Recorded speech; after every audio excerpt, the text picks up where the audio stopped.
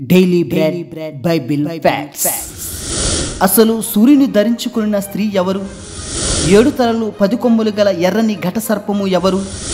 సూర్యుని ధరించిన స్త్రీని ఘటసర్పము ఎందుకు మృంగాలని చూసింది అనే విషయాలు ఈ వీడియో ద్వారా పూర్తిగా తెలుసుకుందాం.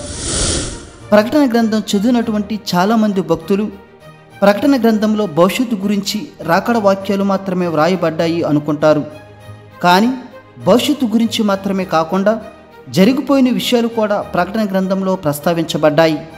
అంటే భూత వర్తమాన భవిష్యత్ కాలాల్లో జరగబోయే సంఘటనలు ప్రకటన గ్రంథంలో పొందుపరచబడ్డాయి. అలాగే సూర్యుని ధరించుకున్న స్త్రీ యొక్క సన్నివేశంలో కూడా భూత వర్తమాన భవిష్యత్ కాలాలు ఉన్నాయి. ఈ స్త్రీ గురించి ప్రకటన గ్రంథము 12వ అధ్యాయంలో పూర్తిగా వ్రాయబడింది. కావున వీక్షకులు 12వ అధ్యాయం పూర్తిగా చదివిన తరువాత ఈ వీడియో చూస్తే మీకు మరింతగా స్పష్టంగా అర్థమవుతుంది. ప్రకటన గ్రంథము 12వ అధ్యాయము 1-2 వచనములు. అప్పుడు పరలోకమందు ఒక గొప్ప సూచన కనబడెను. అదేదనగా సూర్యుని ధరించుకున్న యొక్క స్త్రీ, ఆమె పాదముల క్రింద చంద్రుడును, శిరస్సు మీద 12 నక్షత్రములు గల కిరీటమును ఉండెను. ఆమె గర్భిణి అయి ప్రసవ వేదన పడుచు ఆ నొప్పులకు కేకలు వేయుచుండెను. ఈ లేఖనాన్ని మనం క్షుణ్ణంగా పరిశీలించినట్లయితే సూర్యుని ధరించుకున్న స్త్రీ మనకు కనబడుతుంది. అలాగే ఆ స్త్రీ పాదాల క్రింద చంద్రుడు మరియు ఆమె తల మీద 12 నక్షత్రములు గల కిరీటము ధరించుకుని ఉన్నది. ఇంతకీ ఈ స్త్రీ దేనికి సూచన అంటే ఇజ్రాయేలుకు ప్రాతినిధ్యం వహిస్తున్న మహిళ. ప్రకటన గ్రంథంలోని మహిళలు తరచుగా మతపరమైన వ్యవస్థలను సూచించడానికి ఉపయోగపడ్డారు. ఉదాహరణకు ప్రకటన 2:20లో యెజబెలు అనే స్త్రీ తప్పుడు బోధలను ప్రోత్సహించే మత వ్యవస్థతో సంబంధం కలిగి ఉన్నది. అలాగే ప్రకటన గ్రంథం 17:1లోని మహావేశ్య తప్పుడు మతంతో సంబంధం కలిగి ఉంది. అలాగే ప్రకటన గ్రంథం 19:7-8లో వధువు సంఘం క్రీస్తుతో సంబంధం కలిగి ఉంది. కావున ప్రకటన గ్రంథంలో స్త్రీ ప్రస్తావన వస్తే అది మతపరమైన వ్యవస్థలను సూచిస్తుంది. రోమన్ క్యాథలిక్కులు ఈ స్త్రీని మరియమ్మ తల్లి అని అంటారు. అందుకే రోమన్ క్యాథలిక్ చర్చెస్లో మరియమ్మ తల్లి ప్రతిమ తల చుట్టూ 12 నక్షత్రాల్లో నెలవంకపై నిలబడి ఉన్నట్టు మనకు దర్శనం ఇస్తాయి. కానీ సూర్యుని ధరించుకున్న స్త్రీ మరియమ్మ తల్లి కాదు. ఎందుకంటే మరియమ్మ తల్లి కాదని చెప్పడానికి ఈ లేఖనం ఒప్పుకోవట్లేదు. అదే అధ్యాయము 6వ వచనాన్ని ఒకసారి పరిశీలించినట్లయితే ఆ స్త్రీ అరణ్యమునకు పారిపోయెను. అచ్చట వారు 1260 దినములు ఆమెను పోషింపవల్లని దేవుడు ఆమెకు ఒక స్థలము సిద్ధపరిచి ఉంచెను. ఈ లేఖనంలో స్త్రీ అరణ్యానికి పారిపోయింది. ఈ స్త్రీ మరియమ్మ తల్లి అయితే ఆమె అరణ్యానికి ఎప్పుడు పారిపోయింది అసలు? కావున సూర్యుని ధరించుకున్న స్త్రీ మరియమ్మ తల్లి కాదని లేఖనం స్పష్టం చేస్తుంది. అసలు ఈ వచనం దేనికి వ్రాయబడిందంటే రాబోయే 7 ఏండ్ల శ్రమలలో జరిగే 2వ అర్ధవారంలో అనగా ఆఖరి 3.5 సంవత్సరములు అనగా 1260 రోజులు. ఈ రోజుల్లో క్రీస్తు విరోధి పెట్టే మహాశ్రమలను తప్పించుకున్న ఇజ్రాయేలు అరణ్యానికి పారిపోతే దేవుడు అక్కడ వారికి స్థలము సిద్ధపరిచి వారిని పోషిస్తాడు. ఈ స్థలము ప్రస్తుత ప్రజలు ఎక్కడ ఉందని నమ్ముతారంటే డెడ్ సీకి దక్షిణంగా ఉన్న పెట్రారాక్ సిటీ అని కొందరు నమ్ముతారు. అందుకే కొంతమంది క్రైస్తవ వ్యాపారవేత్తలు ఇబ్రిలో వ్రాసిన సువార్త కరపత్రికలతో ఈ స్థలాన్ని ఇప్పుడు నిల్వ చేశారు. అలాగే ఆహార మొక్కలను నాటారు. ఎందుకంటే ఈ అరణ్యానికి వచ్చిన ఇజ్రాయేలును అసలైన మెస్సయ్య గురించి తెలుసుకుని మార్పు చెందుతారని. కావున సూర్యుని ధరించుకున్న స్త్రీ మరియమ్మ తల్లి కాదని ఈ లేఖనం స్పష్టం చేస్తుంది. అలాగే స్త్రీ సూర్యుని ధరించడం ఏమిటో ఇప్పుడు తెలుసుకుందాం. ఆదికాండం 37:9లో చూసినట్లయితే సూర్యచంద్రులు 11 నక్షత్రాల యొక్క కలను యోసేపు కనడం జరిగింది. యోసేపుకు వచ్చిన కలలో సూర్యుడు అంటే యాకోబు, చంద్రుడు అంటే రాహేలు, 11 నక్షత్రాలు అంటే యోసేపుకు నమస్కరించిన అతని అన్నదమ్ములు. అలాగే ప్రకటన గ్రంథంలో యోహానుకు వచ్చిన ఈ దర్శనంలో సూర్యుని ధరించిన స్త్రీ అంటే యాకోబు 12 గోత్రాలకు ప్రాతినిధ్యం వహిస్తుంది. ఎందుకంటే బైబిల్లో ఇజ్రాయేలును తరచుగా స్త్రీగా సూచించడం జరిగింది.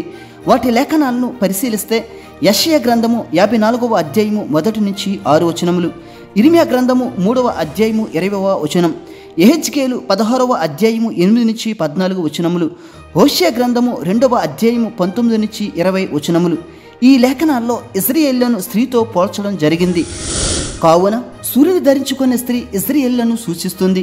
అందుకే లేఖనంలో ఆ స్త్రీ తల మీద 12 నక్షత్రములు గల కిరీటము ఉన్నది. అనగా ఇజ్రాయేల్లో 12 గోత్రాలు అని అర్థము.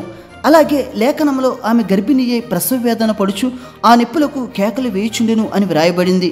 మరియు ఇదే అధ్యాయము 5వ వచనం మనం చూసినట్లయితే సమస్త జనములను ఇనుప దండముతో ఏలనయున్న ఒక మగ శిశువును ఆమె కనగా ఆమె శిశువు దేవుని యొద్దకును ఆయన సింహాసనం వద్దకును కొనుపోబడెను. ఇప్పుడు చూపించిన ఈ 2 వచనాలను మనం పరిశీలించినట్లయితే సూర్యుని ధరించుకున్న స్త్రీ గర్భిణీగా ఉండి ప్రసవ వేదన పడుచు ఆ నొప్పులకు కేకలు వేయుచున్నది. దీనికి అర్థం ఏమిటంటే యేసుక్రీస్తు పుట్టిన సమయంలో భయంకర రోమ సామ్రాజ్య అణిచివేతలో ఇజ్రాయెల్ యొక్క కష్టాలను సూచిస్తుంది. తరువాత ఒక మగబిడ్డను ఆ స్త్రీ కన్నది. ఆ మగబిడ్డ ఎవరంటే యేసుక్రీస్తు. ప్రసవ వేదన యొక్క నొప్పులు అంటే యేసుక్రీస్తు పుట్టిన సమయంలో రోమన్లు ఇజ్రాయేలుకు పెట్టిన హింసలను సూచిస్తుంది. అటువంటి భయంకర రోజుల్లోనే మగ శిశువు పుట్టాడు అంటే యేసుక్రీస్తు పుట్టాడు. ఆ మగ శిశువు యేసుక్రీస్తే అని స్పష్టంగా ఎందుకు చెప్తున్నానంటే పుట్టిన మగబిడ్డ సమస్త జనులను ఇనుప దండంతో పరిపాలిస్తాడు అని లేఖనం స్పష్టం చేస్తుంది. దీని ప్రవచనం కూడా ముందుగానే వ్రాయబడింది.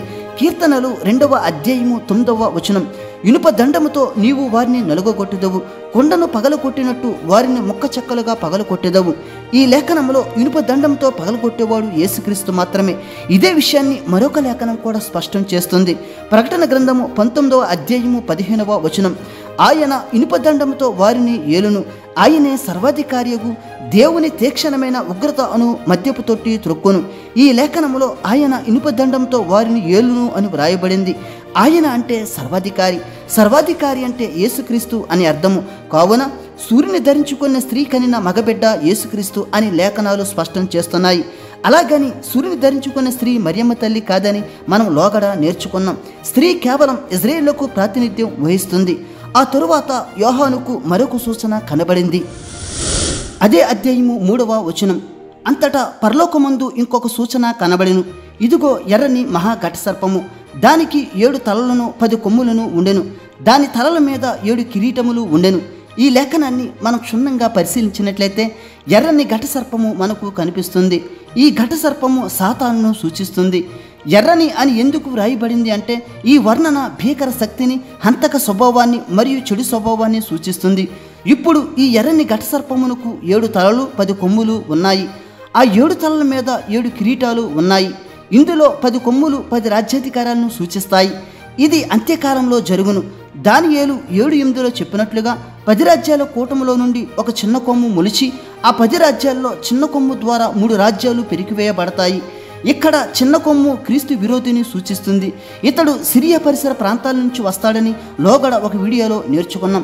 కావున ఈ లేఖనంలో కనిపించిన ఎర్రని ఘట సర్పము సాతాను సమూహాలకు సూచనగా మనకు కనిపిస్తుంది.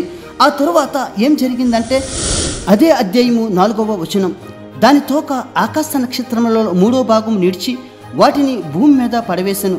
కననయున్న ఆ స్త్రీ కనగానే ఆమె శిశువును మృంగివేయవల్లని ఆ ఘట సర్పము స్త్రీ ఎదుట నిలుచుండెను.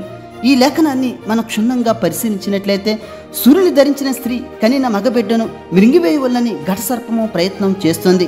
అంటే యేసుక్రీస్తును చంపాలని సాతాను ప్రయత్నం చేస్తుంది. అందులో భాగంగానే మత్తయి సువార్త 2వ అధ్యాయం 16 నుంచి 18వ వచనంలో హేరోదు యేసుక్రీస్తును చిన్నతనంలో చంపడానికి ప్రయత్నం చేశాడు. ఆ విధంగా ఘట సర్పము యేసును చంపడానికి చాలా ప్రయత్నాలు చేసి తన కలను నెరవేర్చుకోలేకపోయింది. ఎందుకంటే అదే అధ్యాయము 6వ వచనం, ఆమె శిశువు దేవుని యొద్దకును ఆయన సింహాసనం వద్దకును కొనుపోబడిను.